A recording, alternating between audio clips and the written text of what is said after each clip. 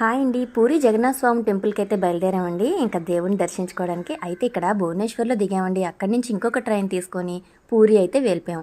పూరి చేరుకున్న తర్వాత బీచ్ చూసామండి. పూరి బీచ్ ఎంత బాగుందో. దానికి ఎదురుగానే మాకు రూమ్ దొరకడం కూడా ఒక లక్కీ అనమాట. ఇంకా రోజు ఉదయాన్నే లేచి ఆ అలల సౌండ్కి చాలా అక్కడ చైర్ వేసుకొని కూర్చుంటే ఆహా ఎక్కడో స్వర్గంలో ఉన్నట్లు అనిపించిందండి. చాలా బాగుంది. ఇంకైతే తయారైపోయి చక్కగా మేము గుడికైతే వెళ్ళిపోయాము జగన్నాథ స్వామిని దర్శించుకోవడానికి. ఇంక ఇక్కడికి వచ్చేసరికి మిట్ట మధ్యాహ్నం మంచి ఎండ అండి. కానీ అక్కడ చూస్తే ఎంత బాగుందో, పెయింటింగ్స్ అవి వేసి చాలా చక్కగా తయారు చేస్తున్నారు. ఎందుకో తెలుసు కదండి, మనకి జూలై 7వ తారీఖుని రథయాత్ర ఉంది కదండి, జగన్నాథ స్వామి రథయాత్ర. చాలా అద్భుతంగా ఉంటుంది. ఇంకా ఎంతమంది జనం వస్తారోనండి, అది చూడడానికి 2 కళ్ళు సరిపోవన్నమాట. కానీ ఇక్కడ మేము ఆ రథయాత్రకి ఉండలేకపోయాం. కానీ అక్కడ మనకి రథాలు ఎలా తయారు చేస్తారో చూసామండి.